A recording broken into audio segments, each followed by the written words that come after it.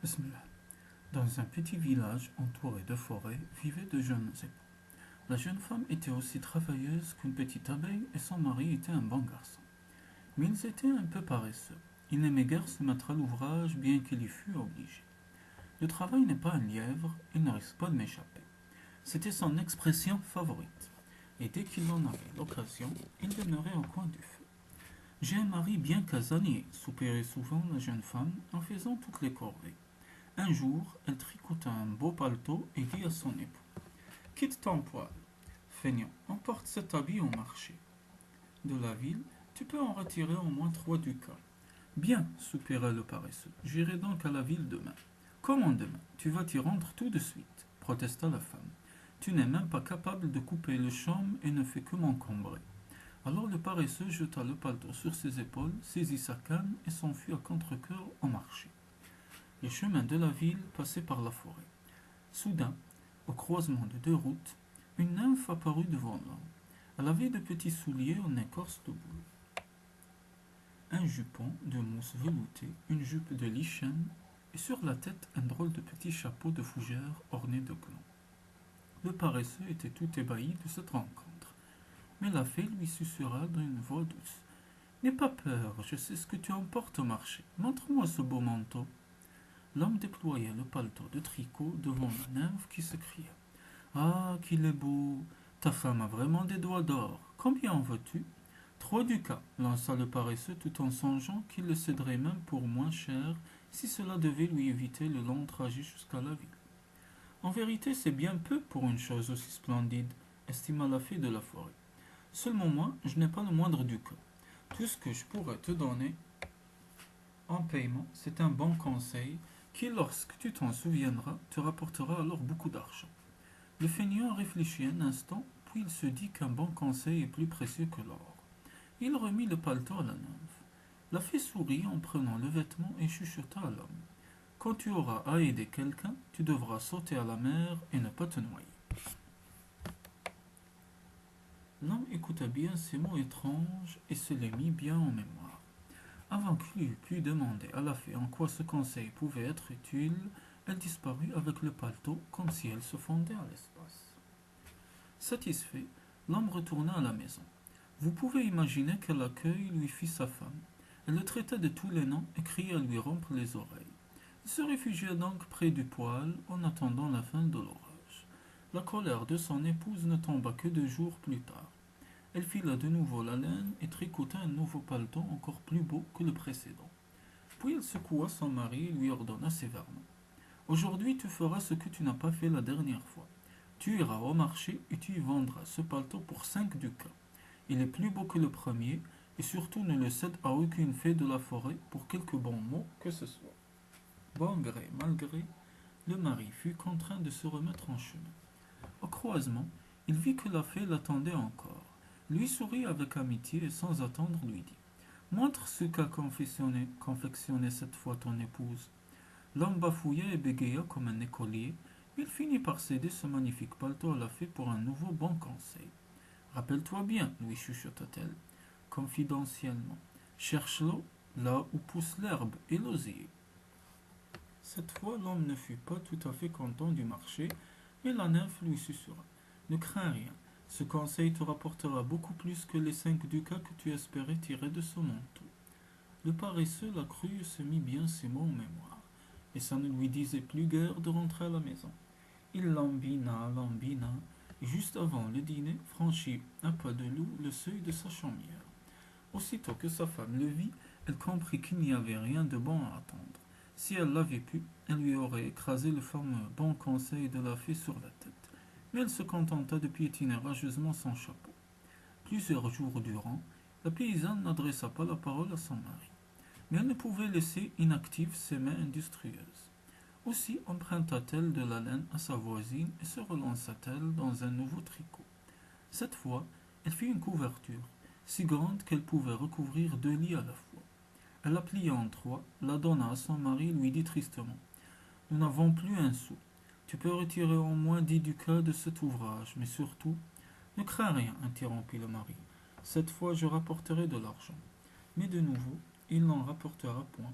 Vous devinez que la fée l'attendait encore en chemin. Le paresseux ne voulait pas lui parler, mais elle insista. Allez, montre-le-moi au moins. Elle le retint par la manche et le regarda si gentiment qu'il finit par étaler la grande couverture devant elle. Il n'aurait jamais dû le faire, car aussitôt la fée fut transportée d'enthousiasme.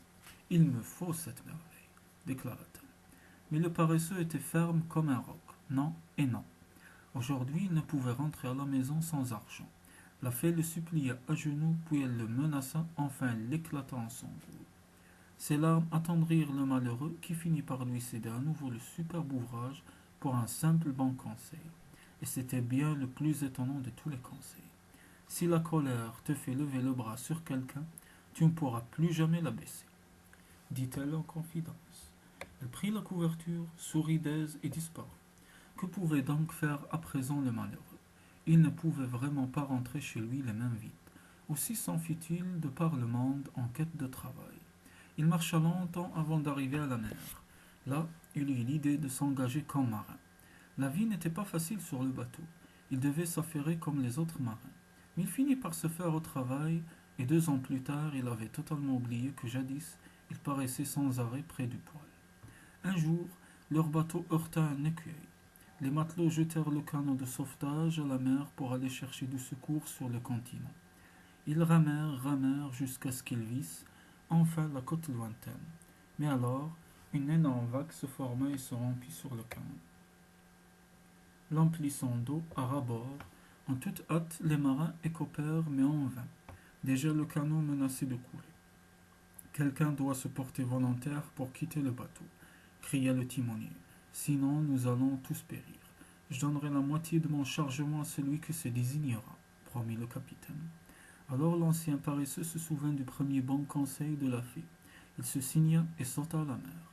Ainsi allégé, le canot parvint sans encombre au port et les marins furent sauvés.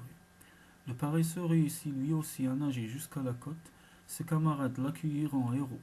Ils étaient heureux qu'il ne se fût pas noyé. Quant au capitaine, il tint sa promesse. Il lui offrit la moitié de la cargaison de son navire que l'on avait ramené au port après la tempête. L'homme revendit la marchandise et devint riche d'un seul coup. Il pensa alors à son épouse et à la façon dont, à la chaumière, elle gagnait péniblement un sou après l'autre. Il eut soudain envie de retourner chez lui. Le chemin était lent. Jusqu'à son petit village, il fallait traverser 9 montagnes et 7 rivières. Quand il eut franchi la dernière frontière, il se trouva dans un royaume où venait de s'abattre un grand malheur. Il n'y avait plus d'eau. Tous les ruisseaux, toutes les fontaines, toutes les sources étaient secs, à tel point que le roi promit monts et merveilles à celui qui retrouverait la source de toutes les eaux du pays. Le paresseux se souvint alors du second conseil de la fée, et il dit au roi qu'il allait essayer. Il se rendit donc à travers le pays.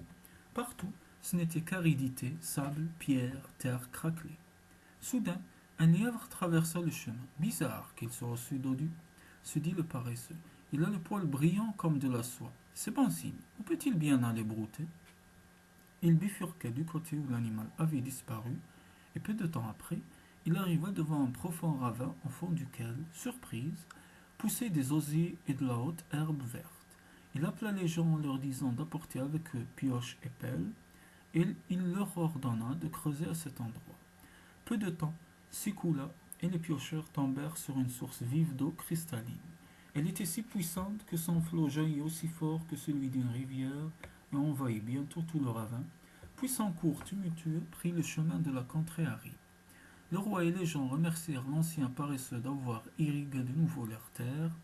L'heureux homme ne put emporter tous les présents royaux qu'on lui fit.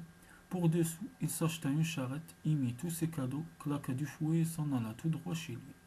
Avec ses chevaux rapides comme l'éclair, il y parvint en 3 jours. Cela faisait bien longtemps qu'il était parti et plus personne ne le reconnut. Lui-même eut du mal à reconnaître sa propre ferme. Tout semblait si nouveau, si propre. Il y avait de nouvelles constructions de pierre, des granges, des clôtures fraîches, en bois de bouleau. Le plus étonnant, c'était cet air de château que lui donnait ce nouveau toit de bardeaux. Son épouse sortit sur le seuil. Elle accueillit un jeune homme qui, une corbeille sur l'épaule, revenait de la forêt. La paysanne sourit si tendrement au jeune homme que le cœur du voyageur se serra. Lorsqu'elle se mit à embrasser et à cajoler le garçon, Samson ne fit qu'un tour et la colère lui monta au nez. Il posa son fouet, sauta de sa charrette et traversa la cour en direction de l'intrus. Il levait le bras pour lui asséner un terrible coup lorsqu'il se souvint du dernier conseil de la fée. C'est pourquoi il rabaissa le bras et s'adressa à la paysanne avec amertume. Tu as bien fait, femme, de te trouver un jeune fermier, puisque je t'ai abandonné pendant de longues années. Il est évident que je ne suis plus rien pour toi. Mon Dieu, mon mari, mon cher petit mari, cria la femme, quand elle eut reconnu son époux, et elle lui sauta au cou. Ce jeune paysan est ton propre fils. Il est né juste après ton départ. Depuis 20 ans que tu m'as quitté, il a eu le temps de grandir. Ainsi tous trois se réjouirent de se revoir. Ils vécurent dans la prospérité et le bonheur. Ils chantèrent de joyeuses chansons tout en travaillant. Et s'ils ne sont pas morts, vous les trouverez encore aujourd'hui si vous vous rendez dans ce village au cœur des forêts profondes.